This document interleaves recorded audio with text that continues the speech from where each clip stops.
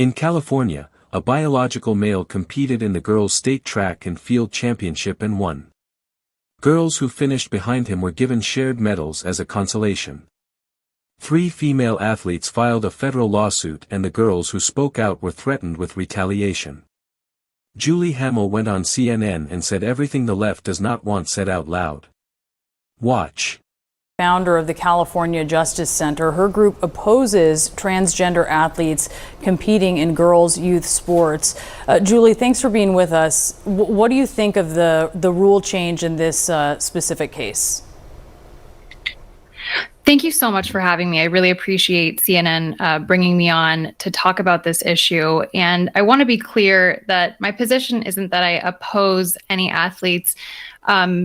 I want to see Title IX, which was enshrined in law in 1970s in the United States of America, in order to give equal opportunity to women and girls in educational programs. I want to see that law enforced. And many federal district courts in our country have already held that this principle that gender identity can be used in place of sex is in direct conflict with the clear language of Title IX. So what CIF has done with these new revisions to their policies, it might mitigate damages that these female athletes otherwise would have had by being ousted by a male who is competing in a girls' competition. But what it doesn't do is get at the root of the problem. The root of the problem in California is AB 1266, which became Law Education Code Section 221.5F back in 2013. That law requires school districts to allow students to compete in the athletics and use the facilities that align with their gender identity instead of their sex. That is the root of the problem. That needs to be rescinded, and the state of California needs to stop enforcing that law if we are going to abide by Title IX. If California doesn't want to do that, fine, but they need to stop accepting federal funds. That's a condition. You have to comply with federal law to accept federal funds. Simple. Comply with federal law or stop taking federal money. California cannot have it both ways. They cannot take billions in federal education funding while breaking the federal law. Those funds are conditioned on. Now, watch what she says when the reporter asks what would actually be fair. Make this fair for her to compete, for those who are competing against her. What would that kind of structure in competition look like? Who is her? AB.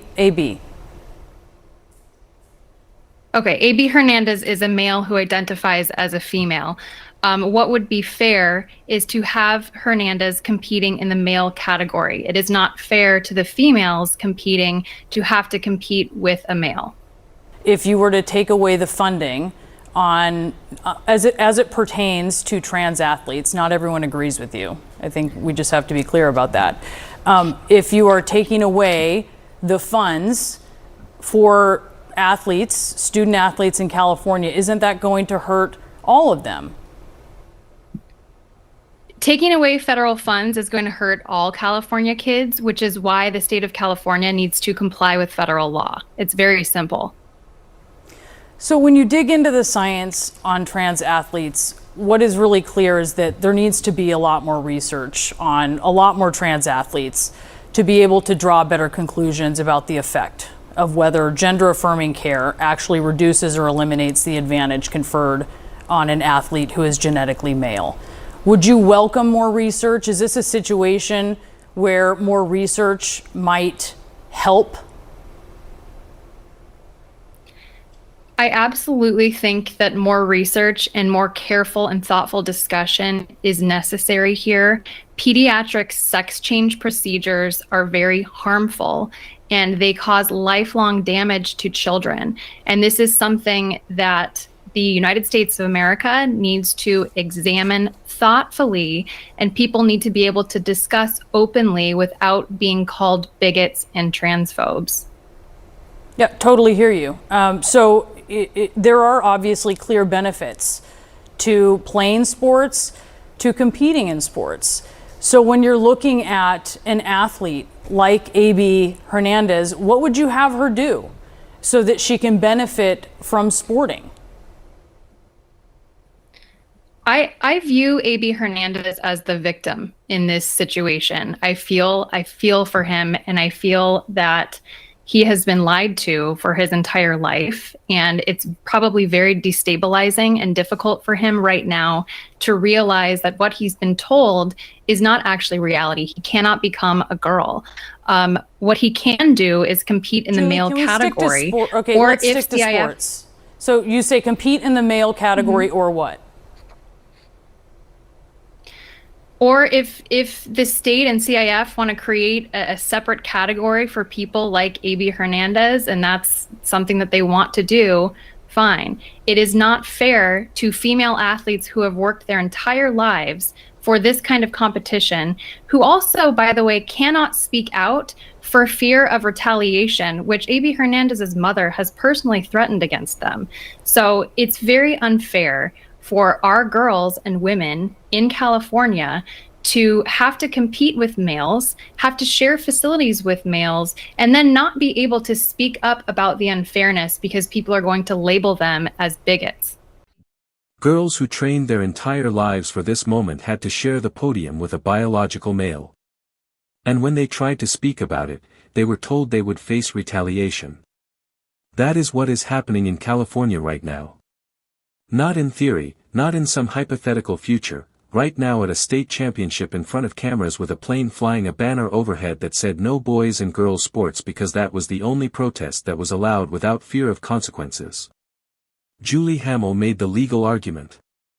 Clearly, California passed AB 126 in 2013, a law that requires school districts to allow students to compete based on gender identity instead of biological sex.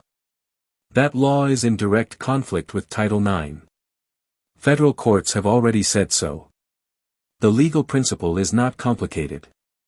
You cannot substitute gender identity for biological sex and still claim compliance with a federal law specifically designed to protect biological women. You can disagree with that principle. But you cannot take federal money and ignore it at the same time.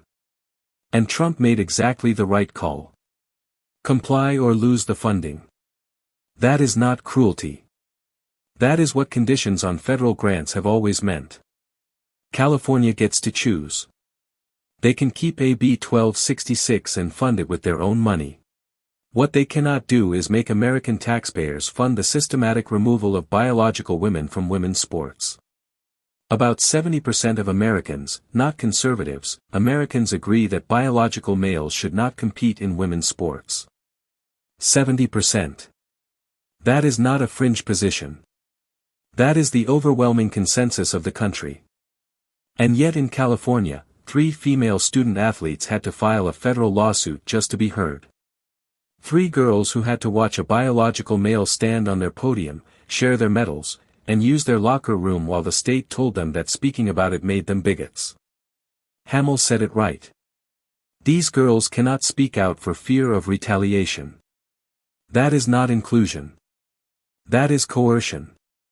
When the threat of being called a transphobe is used to silence biological women from advocating for their own spaces and their own competitions, you have not protected a minority.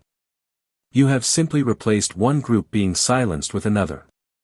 Title IX was written to give women equal opportunity in educational programs. It was written because biological women were being pushed out of sports and education by biological men. That is what it was designed to prevent. And California is using a state law to do exactly what Title IX was designed to stop and calling it progress.